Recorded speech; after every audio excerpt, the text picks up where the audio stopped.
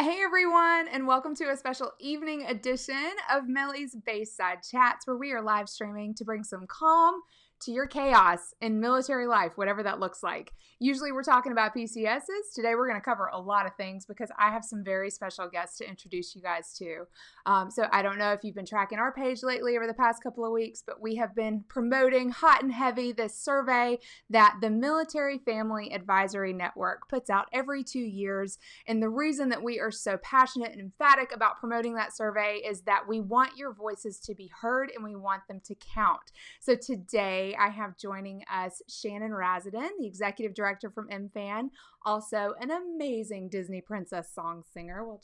We'll leave that for later. And Shelley Kimball, Dr. Shelley Kimball, who is the senior research director. So I'm going to bring them on in just a second. But for those of you who are watching us live, I just want to encourage you to ask your questions, chime in, let us know if you've taken the survey. There's some hearts up on the screen. Let us know that you are tracking this situation, that you are sharing the survey with your military affiliated friends, because the name of the game here is numbers. We want as many people as possible to share their voice and share their experience so that we can get a really clear picture of what's going on in military life. Also, I am saying I should probably clarify, I currently sit on the advisory board as one of their advisory network members. So I am also acting as a voice for you. So I am hearing all of the PCS woes and the housing woes and everything that's going on in Millie Land, and I am bringing that all to the table when we discuss things as a group, as a community with the MFAN advisory board. So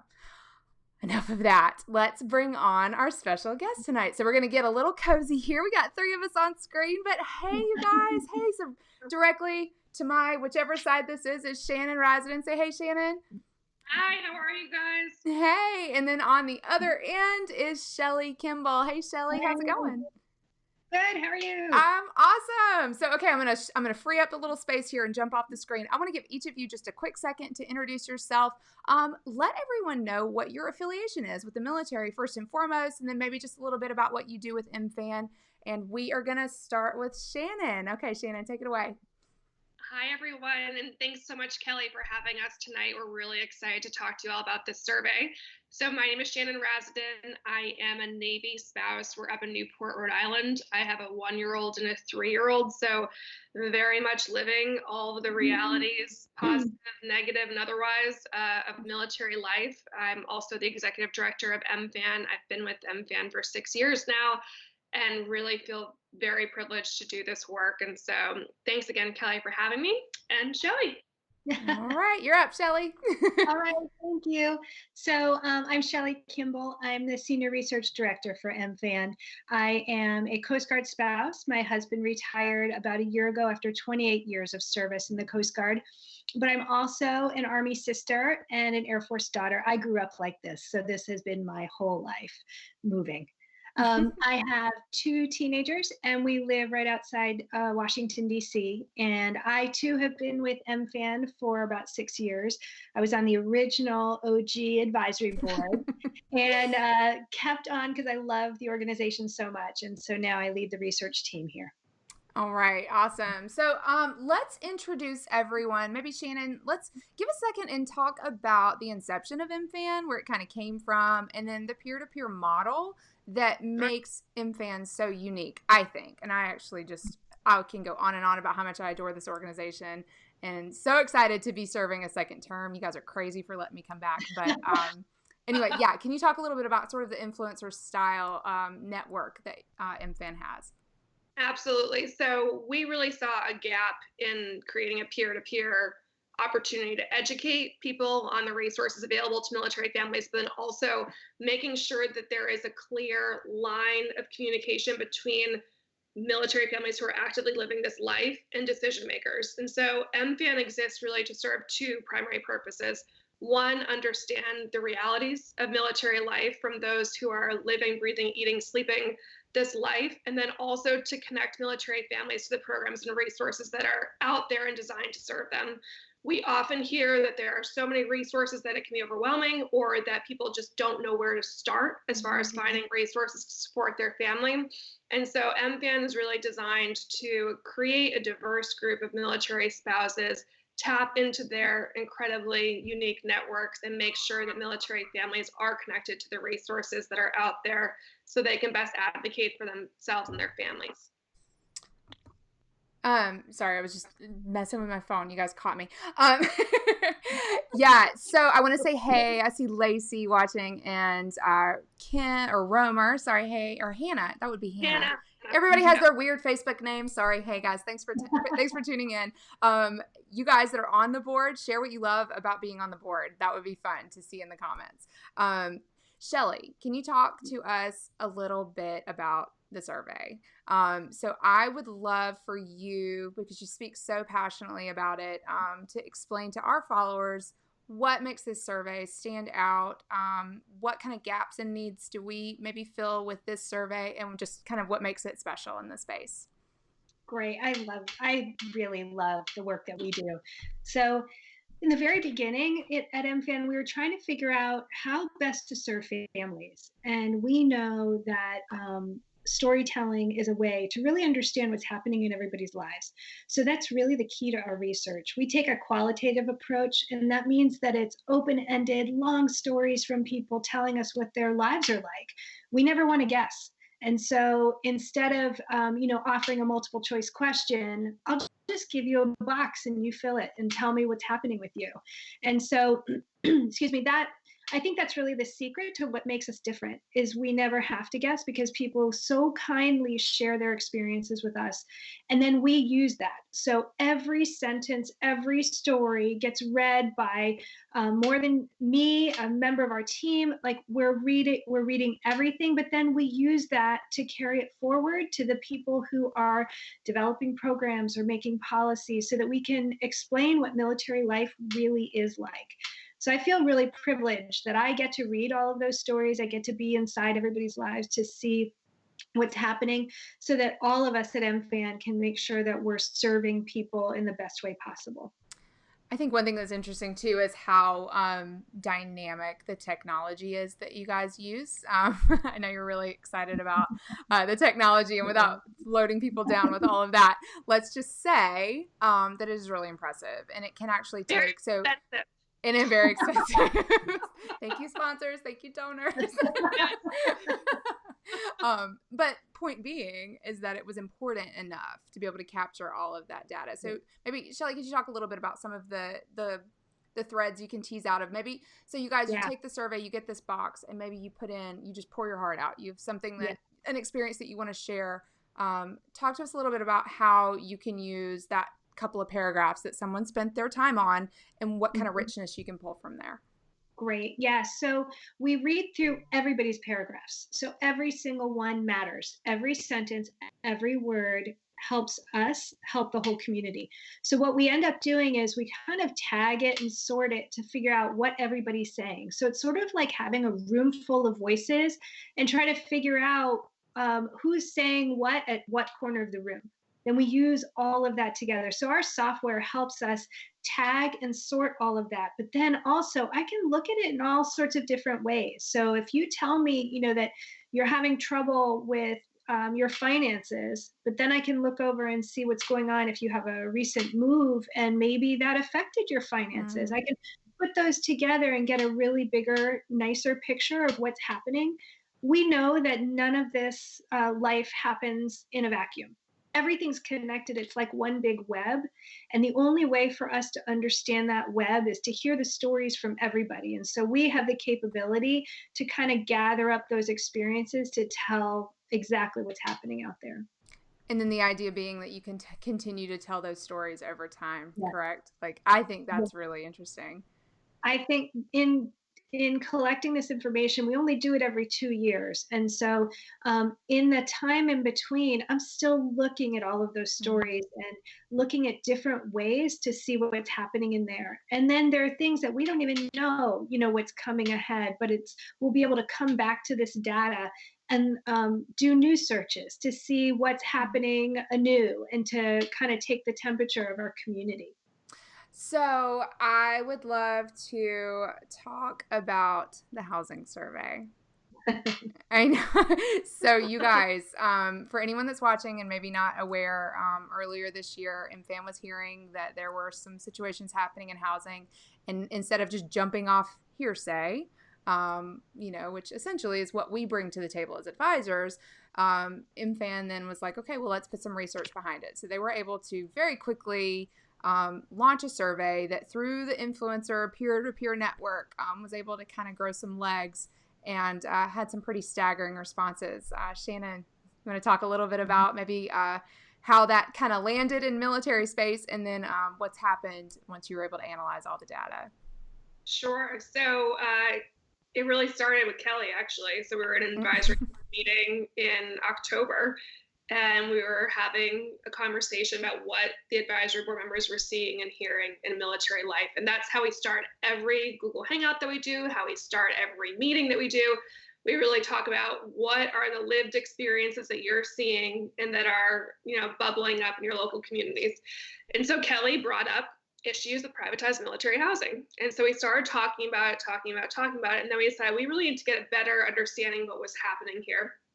And so because we have an in-house research department led by Shelley, we were able to launch a scientific research effort that really changed this from a one-off type story to demonstrating that this is a widespread issue. So when you have nearly 17,000 people who are in 1 week responding about issues with housing and who are currently living in privatized military housing or who are just one move removed from living in privatized housing, we knew that there was a bigger issue here. We knew we struck a nerve.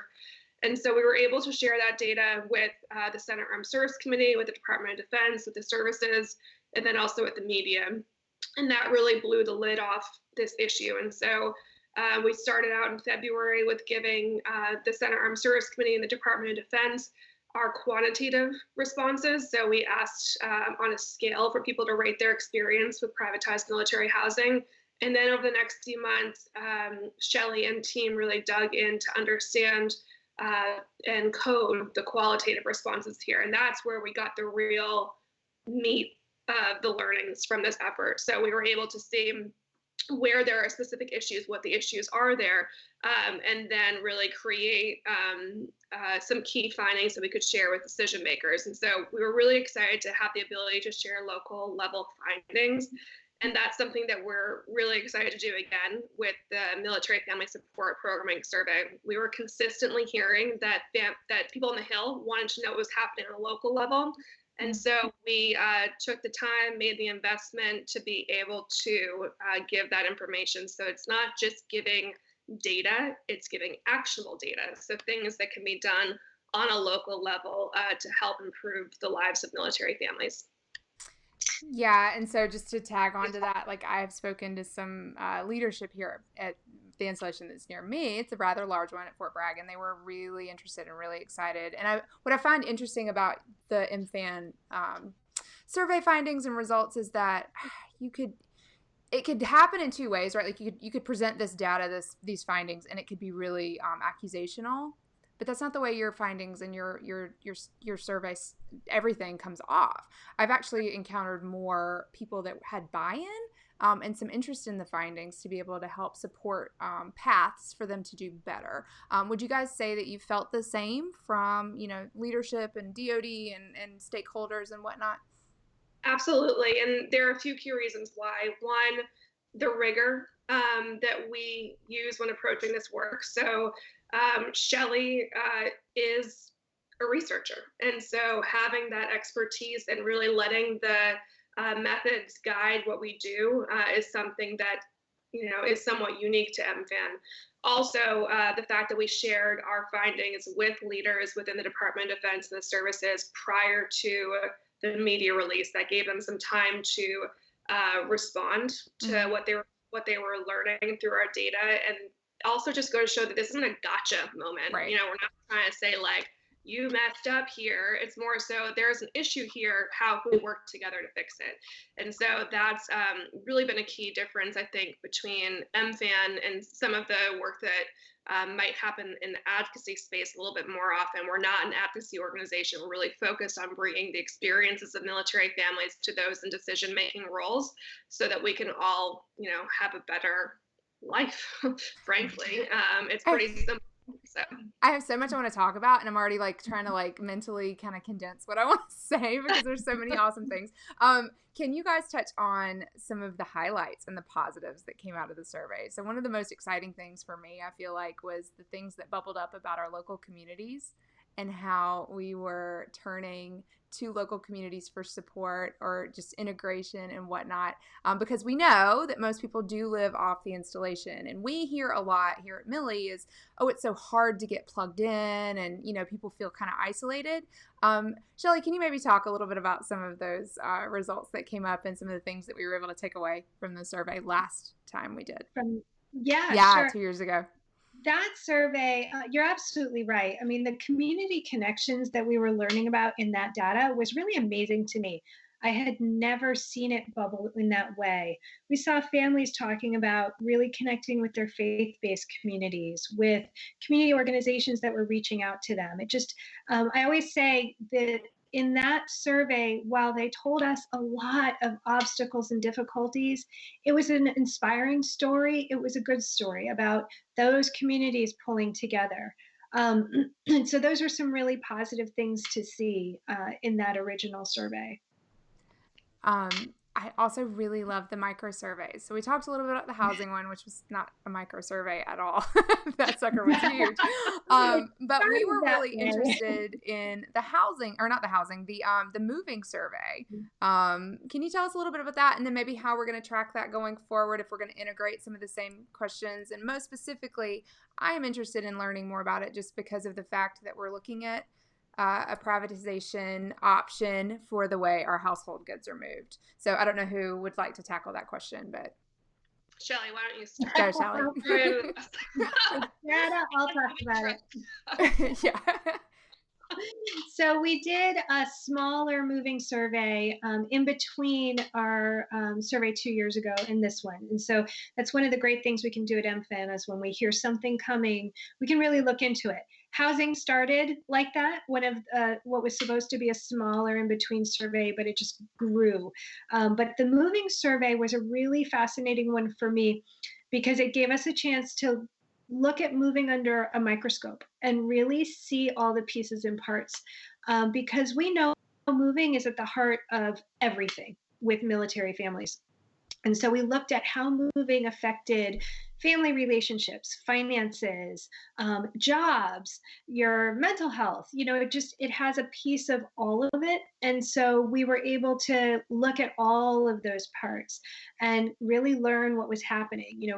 One of the issues that we were learning with employment and moving is not necessarily that idea of I can't find a job, but it's my career won't build, that you can't expand in that way. Or within family relationships, we see that families grow closer together because they're doing this together, but then there are also a lot of things that we're arguing about when it comes to moving time. And then, of course, finances. I mean, just all of the pieces, all of the things that you have to pay for when you're moving and getting to that new location. And so we were able to really look at all of what those things are. And so we carry that through every time. We always have a section on moving in all of our programming surveys. And so we, from the very beginning, 6 years ago, had a section about that. And so each time we keep taking a look.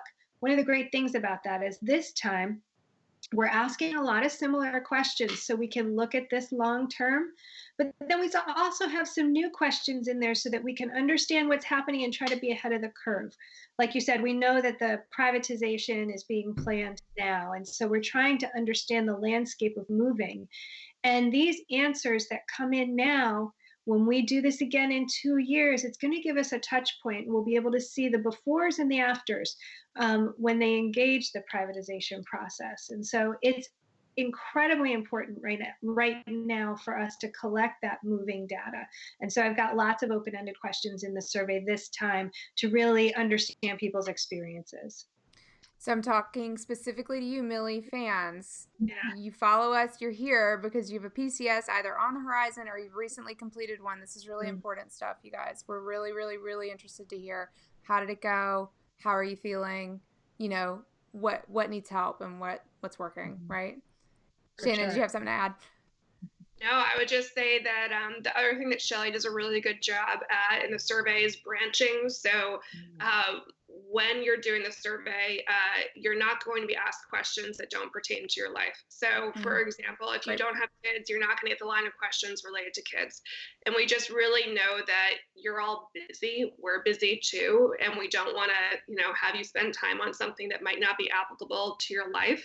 And so we just really Shelley spent a lot of time, Shelley and Jen, building this and designing this in a way that it is conducive to military life. It's mobile optimized. So as you're waiting for whatever the thing might be, you can do this survey, and it's very user friendly. It's conversational. And we also hope that you will share this survey, right? So it's not just taking the survey, but that you'll talk about it, that you'll tell other people this is important, because we know that peer-to-peer network and hearing about it from someone else that you know and trust is where a lot of the magic happens. And so we're really counting on everyone who takes a survey, not only to take it, obviously, but to get the word out and encourage others to do the same. So it is so conversational. I was taking it and I was starting to get like, okay, I need to be done. And then there was a prompt and I could hear Shelley in my ear. It's okay. You're almost done. You're almost done. Just hang in there just a little bit longer. I was like, okay, Shelley, I'm in it. I feel like that when I write the questions, just because I'm such a part of reading everybody's lives, that I really feel like we're in it together, and I'm talking to you. And I try to keep it like if you were having a conversation with us, and make it just that much more fun and a little bit easier to tell us what's going on. And it really does feel that way. Well, you might write the response once. Shelley is going to read every response, and another person on the research team is going to read every response. And so it's worth the time. It's not something that you're just putting in there and it's gonna, fall on deaf ears or on whatever, because we're reading it, not hearing it. But it's really worth the time to take, because you're gonna have two people reading it and coding it, and then that's going to build up to data points that will be used by decision makers to really drive meaningful change. Absolutely. So we have a few folks watching I want to give shout outs to. So Make Her Mill Spouse, the ladies over there. Hi, you guys. Hey. Kia, Crystal, Lakeisha, a previous board member. We love everything that you're doing. They just had a stellar retreat last weekend that I was fortunate enough to attend. So thank you guys for tuning in. They say, great work. Thanks for all you do. Amy Bouchatz is watching. She was at the retreat this weekend, and we were joking around about what is a live. Is it really live? Is it recorded live? And this is live. So she's saying live. Thanks, Amy. We are live. So if you have questions, this is a great opportunity to toss those in and ask them. And Morales is another awesome military spouse that I had the chance to meet this weekend. She says, hey, ladies. Hey, girl. So Morales, you'll be happy to know that there are tons of questions about wellness. So actually, this would be a great segue. Thank you, sweet listener, for giving me that. So talk to us a little bit about maybe the subject areas and the actual content of the questions. So I know there's some key things that we're always kind of looking for, or areas of life. Let's see, maybe Shelley, you want to talk a little bit about, how the framework of the questions go and what are the bigger topics, specifically the things that maybe haven't been seen before on a survey of this nature. So the first questions are always the same. Every time we've done this, we've started the same way. And that's where I just ask, what do you love? Like, what programs are out there that you love? Because I want to know what you think without interference from me. And then where could you use more help? What else would you like to have support? And then from there, we break into different topics. So healthcare is always a priority, always a big deal to our participants. And so we're asking lots of questions about healthcare, but we're really trying to figure out how it's working for you. not only in the kinds of care that you love, but where you need help. And then we're also looking at telehealth, learning a little bit more about that. And if anybody's experienced it, I'm kind of interested to find out what's happening, what you think. And then we have finances is always another huge one. That's one where the tendrils go through everything. And so that's one of the areas when you think about qualitative research, that's one of the ones that's so important to be able to tie all the pieces together. So moving is one, employment is one, but some transition. But some of the new ones, we're tackling some more serious issues this time that we haven't done before, but we kept hearing about this from our advisors. And so we really wanted to collect information about it and figure out how to provide the right support and get that support out to people. So some of the new topics are mental health crises. We're looking at understanding the culture of alcohol use in military life. And trying to understand the support system that surrounds intimate partner violence. And so those are some heavier topics. And we made sure to talk to lots of experts in those areas to ensure that we ask the questions in a really responsible, compassionate way, but that we're also collecting information that's going to help all of us in this community. I always think of this as not MFAN's survey, it's really all of ours. Mm-hmm. You know, it's something that everybody who's trying to support military families in this community, we're hoping that we're helping you too, but also so that military families can see themselves reflected in what we find and recognize that you're part of a greater whole. And so that's one of the really beautiful things about those stories that people share with us. Yeah, I love that. So actually that kind of leads into another comment. So Hannah's thank you, Hannah, for tagging all your people in our in our thread. This is great. So if you know of people that need to see this conversation, go ahead, tag away. We love it. Share. But Hannah's tagging a friend that says active duty or dual active duty couples need to take this too. So let's talk about who's eligible, who can take the survey. Who are you looking to hear from as far as, identified people? Like what are the statuses, I guess? Okay. So when you first start and there's a list of all the connections to military family life, we try to be as holistic as possible. And so it's active duty members, active duty spouses, National Guard and Reserve and their spouses, activated National Guard and Reserve and their spouses, veterans and their spouses, retirees and their spouses, divorced spouses, surviving spouses. We're just trying to get all of us in together, just pull in the whole community. It's super inclusive. I don't know if my mom could take it, but she could probably. But the point is, you want to be able to correctly identify what it is that people are, what can attach to that person, but then also be as inclusive and respectful as possible to everyone answering. I think it's brilliant. Yeah, that and people who are not directly connected to military life cannot continue with the survey. So that's another thing that people who are analyzing our research really value, that they see that there is an actual cutoff for people who don't have that connection to military life. And then piggybacking on what Shelley was saying, as far as new areas in the research, we also have a more built out section on military family food insecurity. Yes. That we looked at in 2017, and we are taking a deeper dive into this year, which we're very anxious to see what our findings show. We found that was an issue last time, and so Shelley worked with an economist at the USDA who's researching veteran food insecurity, and so that we'll be able to compare the experiences of actively serving military families and veteran families related to food insecurity. So we're very anxious to see the findings there. So I have to tell you guys, in just my small little world, I feel like the conversation around food insecurity has really opened up and blossomed in a way that I had never experienced before. I am assuming that it's because of the survey and subsequent coverage and attention that it brought to light.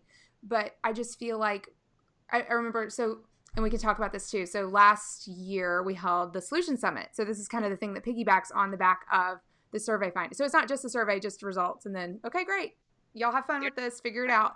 No, it's actually okay, we'll pick the top 2 or 3 things and actually work. So not only do you have this amazing group of advisors and influencers and stakeholders, public and private. I mean, you name it, you guys. They've got like every connection you can imagine. But then they also bring everyone together for this summit to work on and it's work to work on the problems. And so I was fortunate enough to sit in on the food insecurity working group, and these were issues that I had never really been super acquainted with. I mean, I knew that it was there, but didn't really have a feel for it or a pulse for it. And ever since that, my eyes have just kind of opened up to it. But the main thing that we talked about was the stigma and the shame around talking about it. And that probably goes with a lot of different challenges and hardships just in life in general, but specifically in this arena. And since I feel like since the survey, since, you know, some of the media attention, and since some people have found a voice in this area, I feel like it's encouraged and emboldened people who may not otherwise have spoken up to do so and to find a voice. I just think that's beautiful. Yeah, I totally agree. And there's a beauty with the anonymity here, right? So you can share your experiences and know that, you know, you're completely anonymous in this. And there's something really special about that. And I think that's another thing that really came to light at the privatized housing survey, is that this gave people an opportunity to share their stories. And so it's just really impactful. I'm going to speak for Shelley, but sometimes reading the responses that we get in the survey is difficult because, you know, people are pouring their hearts out and really sharing difficult things. And we just are really grateful for everyone who shares their experience with us, who trusts us to take their, you know, stories and bring it to a national stage or to people who can really make decisions that will hopefully make life better for people. So really thank you to everyone who takes the time to participate in these surveys, because it really does matter. It matters. It matters. Yeah. So I want to touch on really quickly. We've got a party going on in the comments, you guys. I'm just like scared to even pull something. Oh no.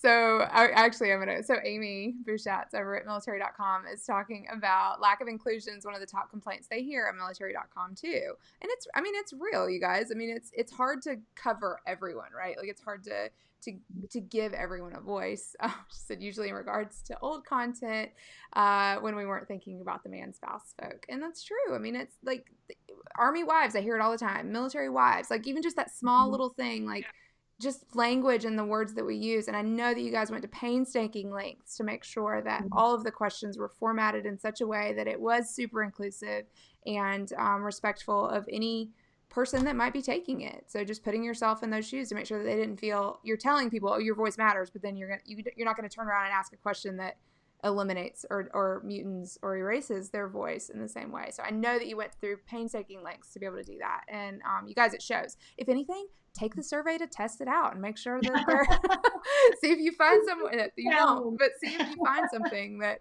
stands out or rubs you the wrong way, because I promise it won't. It's very carefully done and strategically formed. I just think you guys have done a killer job with it, and thank you for that. Okay. Let's talk about some of the other organizations that you guys bring in. So you mentioned it briefly, talking about food insecurity and speaking with leadership over at the USDA.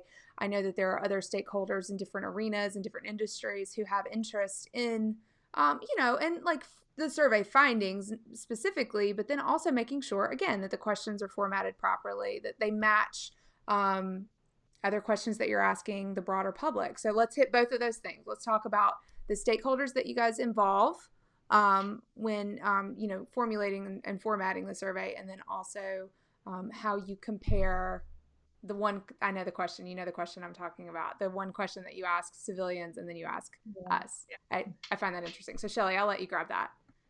Which one, the stake or the end question or both? All the above. Take all of them. You got it. Okay, so I'll explain the stakeholders first. So when we went through all the topics, we recognized we're not the experts in everything. And so we wanted to make sure that the experts in those particular areas had some input. And so we called, other military family organizations like NMFA or Elizabeth Dole Foundation or American Psychological Association or suicidology.org, Armed Services YMCA. There's so many that we called to say, first of all, what do you want to learn? What do you wish you knew? So that we could make sure that this data resonates with them as well, that it helps their progress. And then if they were really particular questions, we talk about how would you ask this question? What are things that I should know to make sure that our participants are protected and comfortable and included? And so we did that through every part of the survey. We didn't assume that we know everything. And in doing that, I feel so strongly about the value of what we'll be able to give everybody, because now it has become a big team effort and something that all of us have input and care about. And then, so speaking of caring about and input, the question that Kelly is referring to, last time we asked a question at the very end of the survey, asking, would you recommend this life to someone you care about? And I didn't really know what to expect, because people were taking the survey and spending all this time telling us about all the frustrations and obstacles. And in the end, they were also told us how much they really love this life. And so the numbers for recommending this life to someone you care about, this military life, they were relatively high. And I was really surprised. And we wanted to know how we in this community compare to civilians if you ask them the same question. So we partnered with another research firm that deals strictly with quantitative questions that they can ask of a civilian corps. And they asked the same question at the same time we were asking ours. And the numbers were almost flipped, where we were very high on the spectrum and the civilian respondents were very low. And so we're asking that again this time, and we're doing it the exact same way. That same agency is helping us out and asking that quantitative question now during the time that everybody is taking our survey. So we'll be able to compare again. And so not only am I excited to see what those numbers are, but I'm really excited to see how they compare with last time. And one of the great things is if I ask a quantitative question, I'm still going to ask a qualitative one, meaning I'll always ask why someone answers a question a certain way. And so we have a space for families to tell us why would you choose that? And so I find that one of the most enlightening questions, because it looks at this whole life and what we think of it, good, bad, ugly, all of it in between, and to see. And it was really inspiring and uplifting last time. So I'm very excited to read those answers. I still think it's crazy. I mean, there were so many like responses on, let's say, TRICARE, right? Like, and it was all the lots of ugly, right? Because it's TRICARE, you know. So anyway, I'm speaking on my own behalf of Kelly Artis at Millie, not behalf of MFAN. But I know I wrote several paragraphs this year about TRICARE. But overall, it's working, and we're happy for it, and we're thankful for it. So I always think that's a really great tension, specifically that our community pulls. We can critique, and we can call things out in hopes of making it better and improving it, not necessarily just throwing it all out and saying this is garbage and I don't want to do it anymore.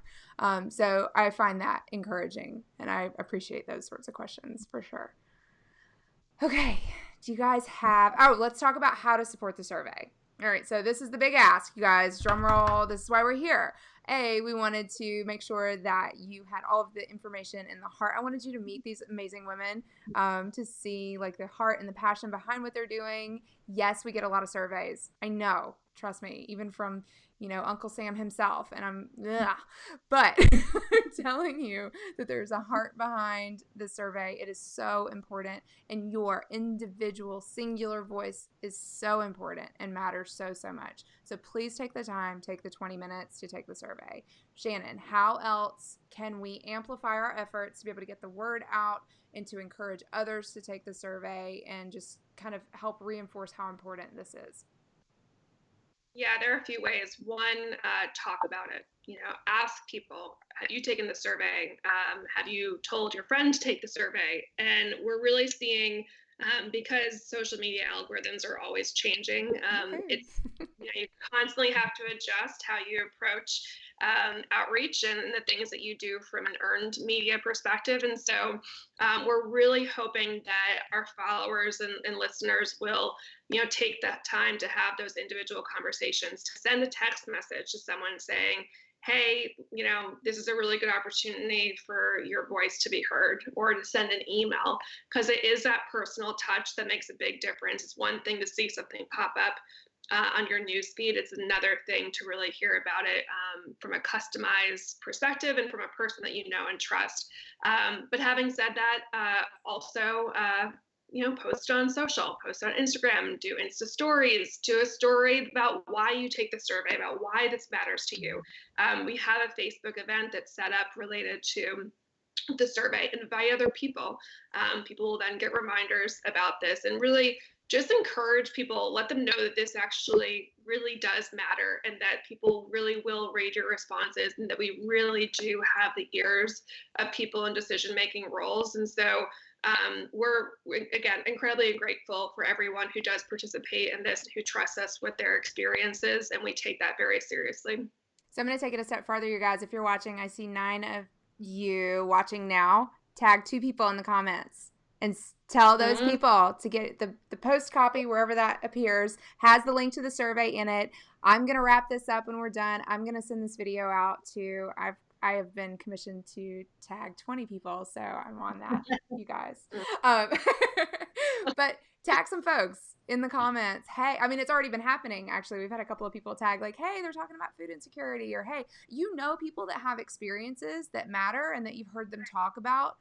Offer them this opportunity to present this in a way that can be qualified, right, Shelley? Qualified with others, and to be able to just join the movement, right? We're calling it MFAN movement. So share this video, share it in a message. It's totally fine. It could be a private message, doesn't have to be public. But get involved in whatever little way. So take it yourself, 20 minutes, y'all. I promise if it takes you longer, I'll buy you a coffee. Okay. 20 minutes. I only know like 6 people. It's fine. Well, here are the 9 people watching this. Hopefully they already took it. I know. Share this video, share the survey, tag your folks in the comments. If you're watching this, you're not personally affiliated with the military, go ahead and send it out to people that you know. You're following us for a reason. You have some tie to the military for a reason. Maybe you're a military serving agent, one of our agent heroes.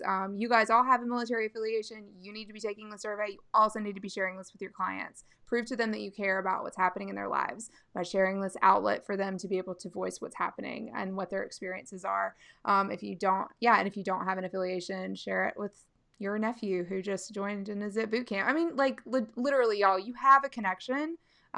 So be sure to make sure that we touch as many people as we possibly can with this. I think it's important. Okay. Do you guys have anything else about the survey? Because I have some questions I need to. Just one more thing. Yeah.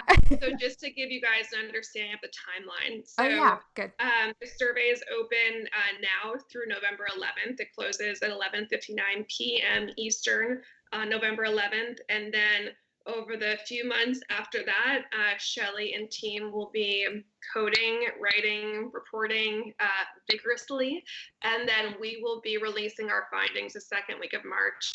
The exact date is TBD, but we'll be doing so with an event.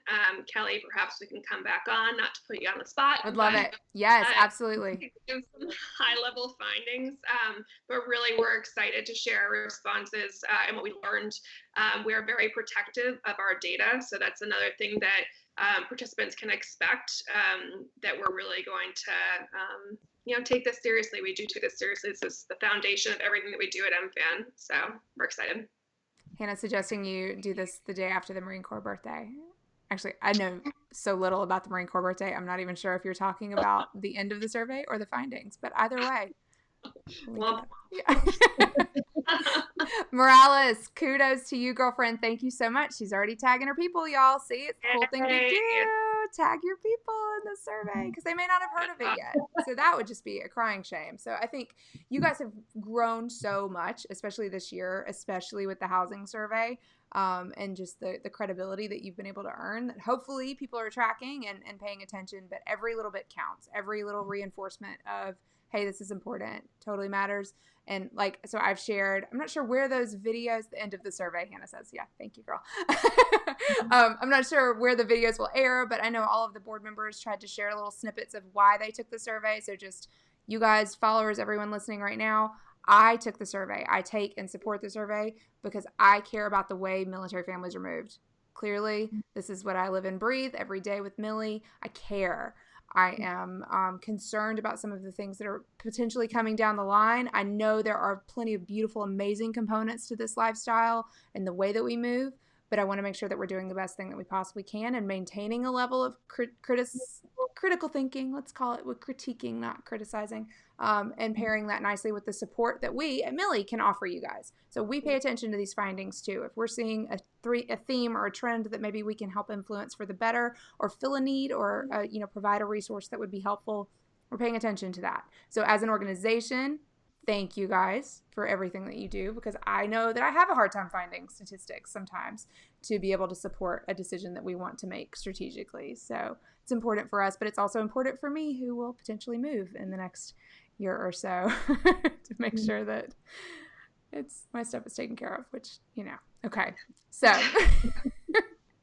on that note, I want to hear your craziest PCS story. So I gave you guys exactly like 2 hours to prep for this question. So I don't know how far back you're going to have to pull. I want to hear, we did a couple of years ago, we did just PCS Lost and Found. And we actually it was like this big fun game that we had.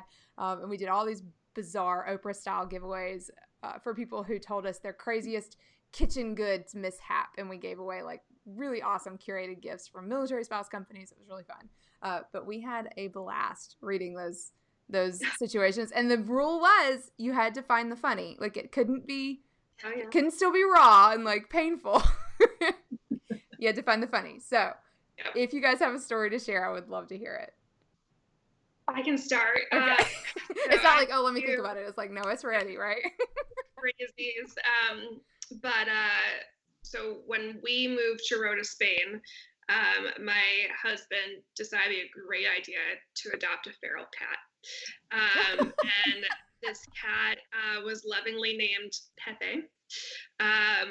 It was shortly after we got married that I got him. My aunts had bought me this beautiful vase as a wedding gift. They all chipped in together, and I will never forget, the cat was up on the table with the vase and just looked at me and went boop, and smashed a million pieces. This damn feral cat broke my wedding gift. Anyway, I'm not a cat person in general. I'll preface this with that. But when it came time to do all the paperwork to move Pepe from Spain to the US, he was pretty much undocumented. So we had to figure out how to get Pepe back to the United States as a feral cat, a formerly feral cat. And so we figured it out. Pepe is here in full force. Oh, he's still with you. Okay. Oh yeah. The vase didn't do him in? Okay. No. Sometimes I strategically leave a window open, hoping that he will voyage off. But he's still with us, and my husband loves this cat. And that's so sweet. Yeah, I was expecting you to tell me that he climbed in the vase and PCS'd in the vase, because that we've heard of. No? Okay. Just smashed it. Just is an example of how much I love it. Yeah. Crazy. All right, Shelley, what you got? Okay, so in my life, I've moved. I think I'm on like number 17 or 18 now, because of like growing up in this life.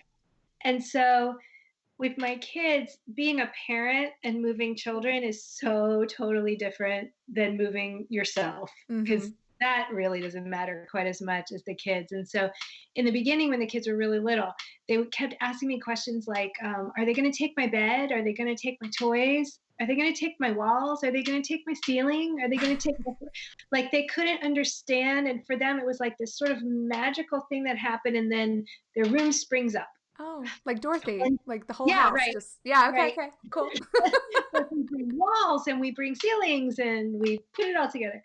And so the other thing with moving kids for me that has been like the bane of my existence moving is Legos. I don't know. Yeah. how many Legos you all own, but we have an excessive amount because my son just was crazy about them, and then we all love building them, and we love building the kits and all. Well, we have so many Legos, and so just storing them is an issue. And so I have all these beautiful drawers, and they were color coded, and of course, if you know me, this is not going to be a shocker. The drawers were labeled, and we had everything separated, and so we had Coded, yeah. And by size, and no joke. So each time we moved, they would move the Legos differently, but never separated. And so I'd find Legos in like boxes that belong in my room. It was like a bucket of Legos, and that would end up in like my socks, like in your lingerie, like whatever. Yeah, no big deal. Yeah. Like, effort to like lift yellow small Legos and bring them down the hall. And then in one of the moves, we moved to Miami, and my husband, of course, I mean, you all know this. As soon as you get to the place, the service member's gone. Oh, totally. Yeah. So, opening boxes, there was this giant, like not the largest, but the next size giant box. And I was like, what is this? Open it up. It's all the Legos. They dumped them all in? All in. And there were 2 of them like that. And I was like, oh, no. So I took pictures, texted them to my husband so he could share the joy. And then it became like this obsession. Like anybody who came to my house, I'm like, would you like a glass of wine? Come sit by me. Sort some Legos. We're sorting Legos. That's when the Lego fairy would come, and all of a sudden the Legos would just donate them. Start over. But it would be like you'd be just talking and chucking Legos in the correct bins and boxes, and so it went on for weeks, and we got them all separated. And that was it. I was like, I'm not doing this again. So you may or may not be surprised by this, but in our group, so we have a group, Moving the Millie Way, and there are several discussions during PCS time about Legos and the proper transport of Legos. Yes, you guys, it's a hot topic. I should have a support group. Maybe it should go on the survey, Shelley. I'm just saying. See, this is how research develops. Now there is a Lego moving community. What I'm hearing. We need to know what's happening amongst us. We need to know. And you laugh, but I mean, you're welcome. I know. We'll be seeing that question on the next survey. It's a micro survey. Oh, get it? 100%. Because there's information to be gained. Absolutely. So Lacey says, hey, I'm learning so much about Shannon and Shelley. If you guys haven't caught, so Shannon was on Lacey Langford's podcast, Military Money Move. Shannon, help me. Lacey, help me. Drop your link to your podcast in the comments if you're watching. Military Money Movement, I think is what it is. Anyway, it's a great episode. Y'all, they had way too much fun. It was fun. They had a blast. So we played 2 truths and a lie. Yeah, we're not going to play that. Because y'all don't want to know my lies and my truths. It's a family program. Tell me your favorite duty stations, and then we'll wrap up. What's been your all-time favorite duty station, Shannon? I'm loving Newport. Yeah?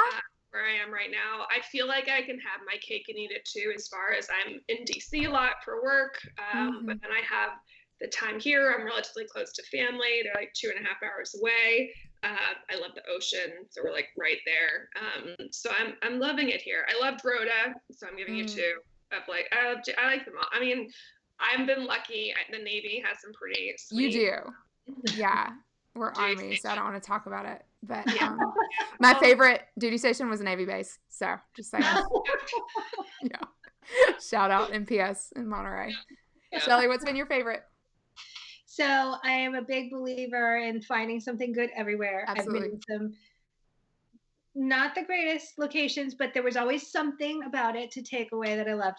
But the place that I have loved and always love is DC. That is my favorite. And it's, for my husband, the standing duty here was always the most stressful, the most difficult. But for our family, there's so much to do. And then for me, for work, there's no better city for me than here. And so I also teach research at George Washington University. So I'm able to be at an academic life, but then also keep this research life that I love so much. And I don't think I could do it in any other city. And so I love it here.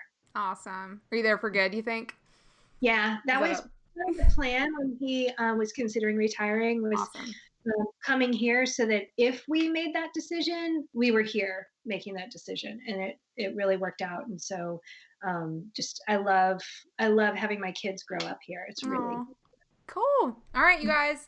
Shannon, give us all the socials, all the places, all the important things that people need to know to be able to find. I'll go back and drop them all in the links and comments afterwards, but go ahead and tell us where people can find you guys.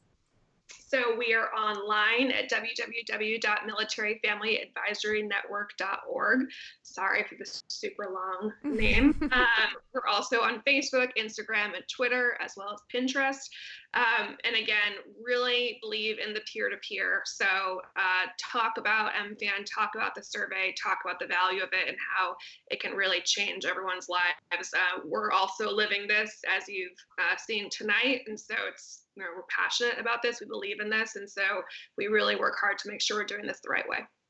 Awesome. Thank you guys so much. I'm absolutely honored to be able to have you on and to share with our audience what you guys are doing, what MFAN is all about. I am just over the moon to be able to be helping with any sort of efforts, let alone be on the advisory board. It is something that I will cherish forever and ever. So take the survey, you guys. Thank you guys. Appreciate it. All right. Good night, everybody. We'll talk again soon.